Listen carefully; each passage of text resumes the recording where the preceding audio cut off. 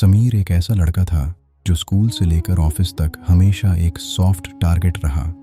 लोग उसकी सरलता और उसकी खामोशी का मजाक उड़ाते थे। कभी उसकी फाइलें छुपा दी जाती, कभी उसे बुरे नामों से बुलाया जाता। समीर ने लड़ना छोड़ दिया था।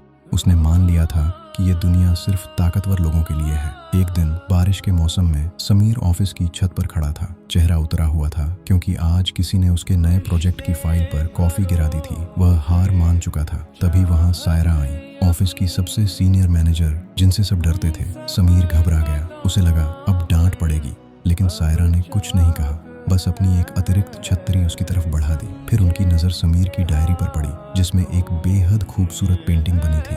सायरा मुस्कुराई और बोली, समीर, तुम्हारे रंगों में इतनी जान है कि ये तुम्हारी खामोशी को भी मुस्कान में बदल सकते हैं। अगले हफ्ते ऑफिस की लॉबी की दीवार तुम पेंट करोगे। समीर की आंखों में चमक आ गई। पहली बार किसी ने उसे बेचारा नहीं बल्कि हुनरमंद कहा था। एक छोटी सी तारीफ और थोड़ी सी दयालुता ने समीर का डर तोड़ दिया। उसने दीवार को इतना खूबसूरत रंग दिया कि जो लोग कभी उसका मजाक उड़ाते थे अब उसकी तारीफ किए बिना रह नहीं पाए। अगले दिन वही पुराना समूह उसके पास आया जिसका नेता था विक्की।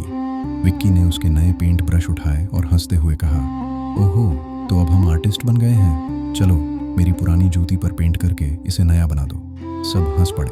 पहले वाला समीर नजरें झुका लेता, लेकिन आज उसने विक्की की आंखों में आंखें डालकर शांत आवाज में कहा, विक्की, जूतों पर पेंट करने से सिर्फ जूते चमकते हैं, इंसान नहीं। मैं वहां पेंट करता हूं जहां लोग देखकर सुकून महसूस करें। विक्की गुस्से में आ गया और पेंट का डिब्बा पेंटिंग पर फेंकने ही वाला था कि समीर ने उसका हाथ पकड़ लिया।